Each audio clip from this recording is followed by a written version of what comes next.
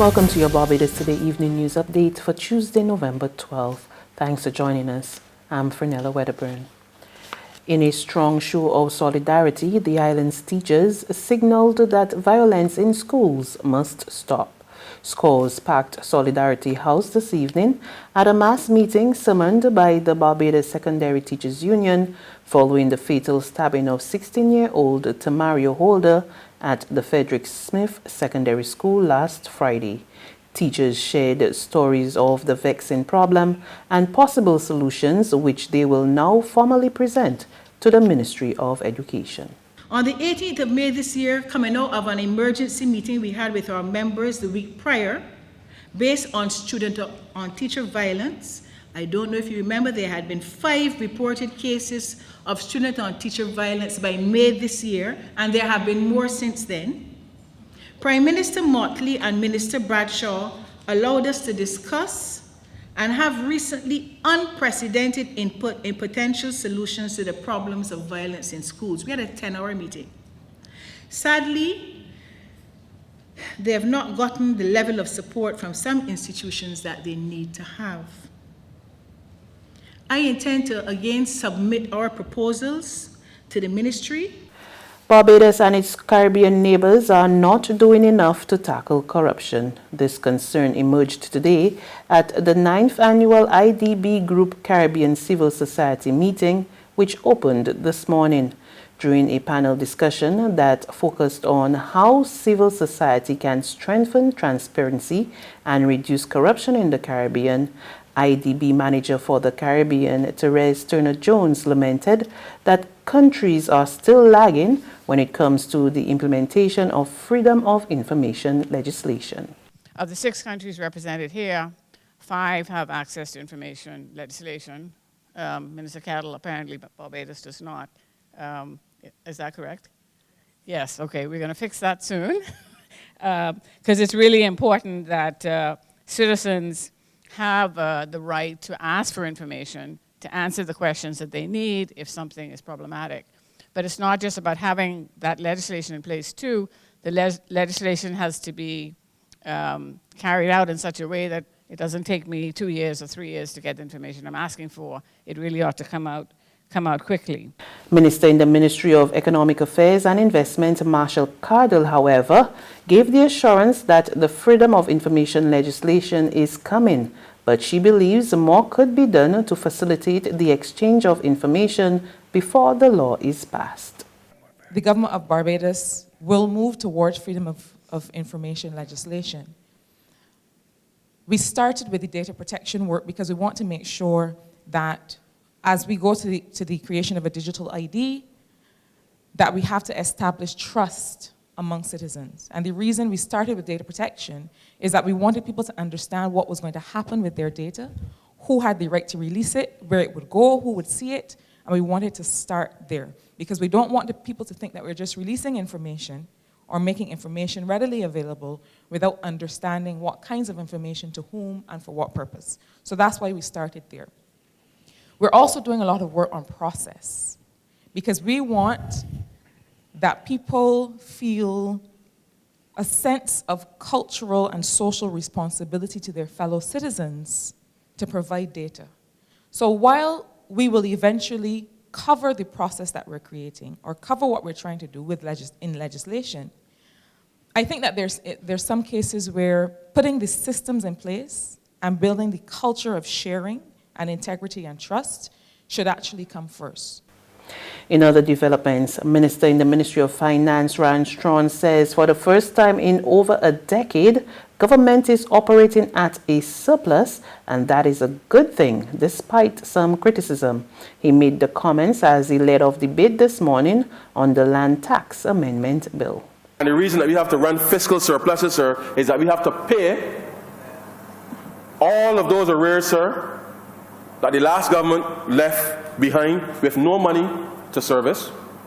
And therefore, we have sought, sir, to reform the way that we manage the public finances through the execution, sir, of the debt restructuring on the one hand. We are modernizing, sir, across government to look at all the processes within our departments to see how we can better and more efficiently service the public. And we shall continue on that path, sir. He also gave fresh assurances that government will deliver on its commitment to pay outstanding sums owed to taxpayers. Over this next year, we shall resolve the personal income tax with respect to 2014, 2015, and 2016. And so I ask Barbadians, sir, to be remembered that's the plan. That plan is still on track. There's regional and international news after this short break. It's Festive Friday at the Bridgetown Night Market at Pelican Craft Center. Kick off the weekend this Friday from 4 p.m. to midnight with loads of food, drinks, and entertainment. Get ready for Crop Over with the Rhythm Roots Street Parade. Party like it's Kadooman Day on the street around Pelican Village with costume reveler, music, and more. It's Festive Friday. It's Festive Friday at the Bridgetown Night Market at Pelican Village Center from 4 p.m. to midnight. Admission free.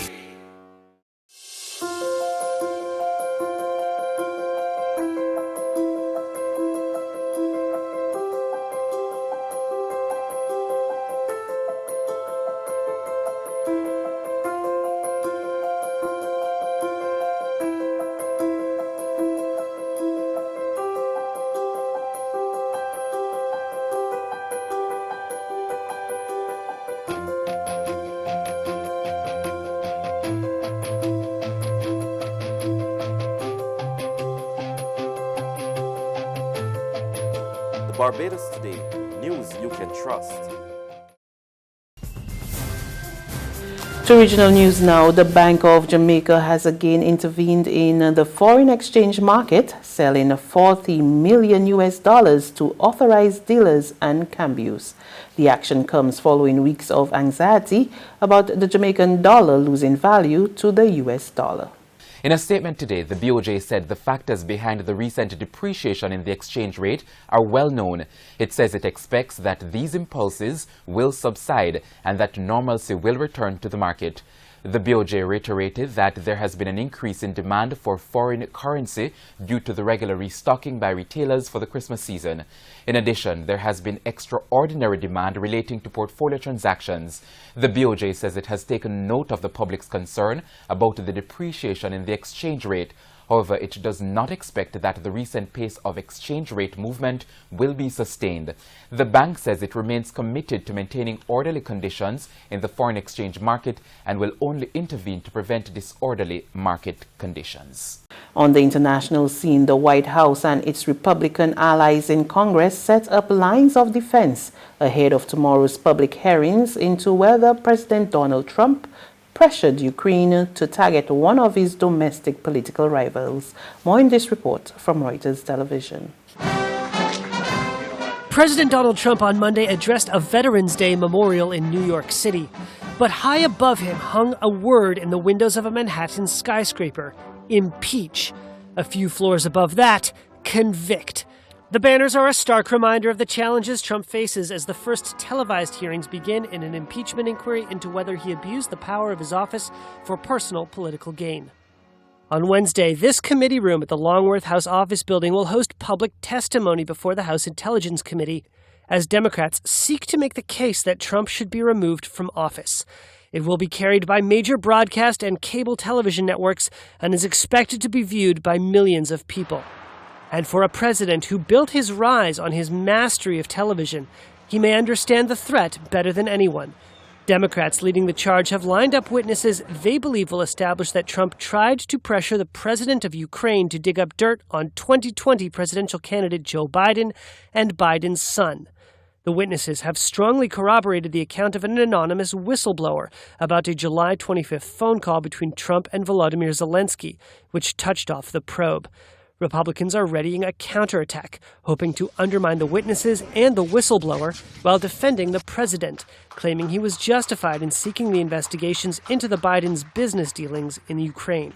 And that's news. But for the very latest, visit us at www.barbadostoday.bb.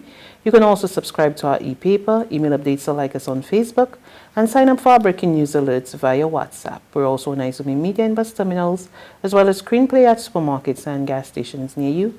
And you can also hear us on Mix 96.9 FM and Capital Media HD 99.3 FM. I'm FERNELLA Wedderburn. Good evening.